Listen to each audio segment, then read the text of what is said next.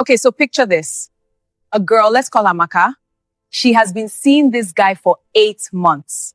8 whole months. She's met all his friends. She has met his dog. And what we all know, meeting the dog is serious. She's been to his place more times than she can count. They do everything together. I mean, everything. Right? That's her man, her boyfriend, obviously. So one Saturday, they are at his friend's birthday party. Nice venue, good vibes. Everyone is having fun. And this girl walks up to them, looks at Amaka and goes, "Oh, so you're a friend of Marcus too? How do you guys know each other?" And before Amaka can even open her mouth, Marcus smiles and says, "Yeah, we're just friends. Just friends." Amaka smiled like everything was fine. Then she excused herself, walked to the bathroom, locked the door, and stood in front of that mirror for a full 5 minutes. Because it hit her. In 8 months of dinners and sleepovers, this man had never once called her his girlfriend. Not once. She just assumed. And he let her. And the worst part, the part that will make you put your phone down for a second, is that when she confronted him later that night, he wasn't even sorry. You know what he said? "I never said we were exclusive." And technically, he was right. He never did. She just assumed they were. We will talk about all that and much more in today's show. But right now, welcome to Real Talk with Esta.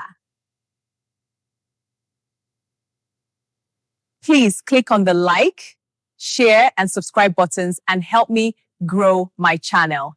Thank you.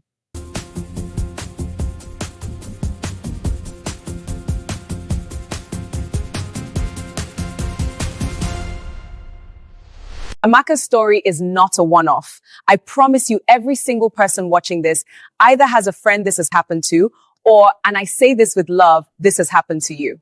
We are living in the era of the situationship. And before you go, "Oh, not this again," please hear me out, because this one is different. Because Amaka's situation was not even a situationship. She thought she was in a whole relationship. That's not a gray area. That's a gap, a label gap. There is a gap between what she thinks is happening and what he actually agreed to. And if I may ask, do you know why that gap exists? That gap exists because men and women are not having the same conversation. She is moving based on her feelings and his actions, while he is moving based on what was actually said out loud. And if nobody said anything out loud, in his head, nothing was agreed.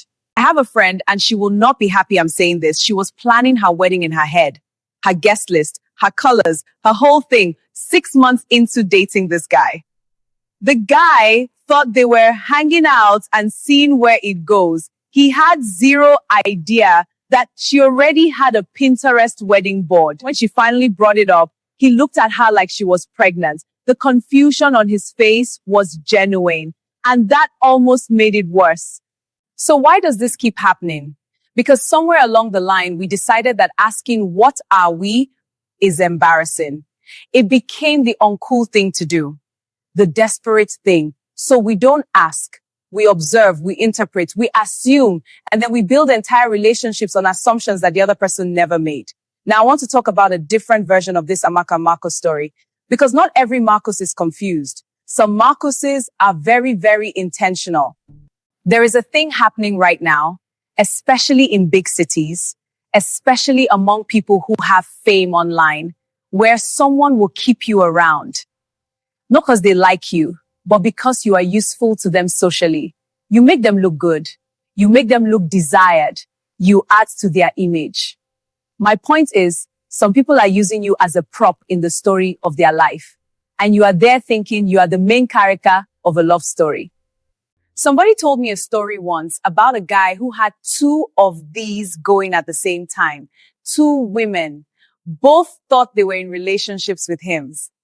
Both had met some of his friends. Neither had met the same friends. He had basically split his social life in half for each woman. When it came out, and it always comes out, the saddest thing was that both women were angry at each other before they were angry at him.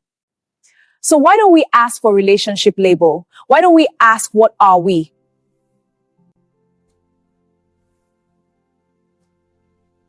I know you've heard it before, but I want to talk about why we don't. Because it's not stupidity, it's fear. Very specific fear. We don't ask because asking makes it real. Right now, you can still hope. You can still tell yourself, he's just not ready yet, or we're building something. The moment you ask and he gives you a bad answer, the hope is gone. And that feels worse than the confusion. So we stay in the confusion. We choose the slow pain over the sharp pain.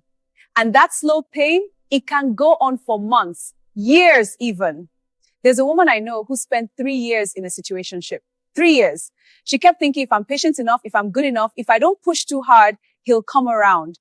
He did not come around. He met someone else, got serious with a new girl within 4 months. And when my friend asked him why he could commit to this new person and not her, he said something she never forgot. He said, she asked me early what I wanted. And I told her, with you, I just never had to decide. She never asked. So he never had to answer. And that is the thing. When you don't ask, you are not protecting the relationship. You are protecting his comfort. You are making it easy for him to stay uncommitted while still having everything a relationship gives him. So here is what I want you to hear. The way someone responds when you ask for clarity tells you everything you need to know. If he panics, if he gets annoyed, if he says, why do we need labels? That is your answer, not the words, the reaction. Evasion is information. Discomfort is information. Silence is information. So believe the information because you are definitely in a relationship with yourself. So permit me to ask you this question. Have you ever been in a relationship that only existed in your head? And when and how did you find out?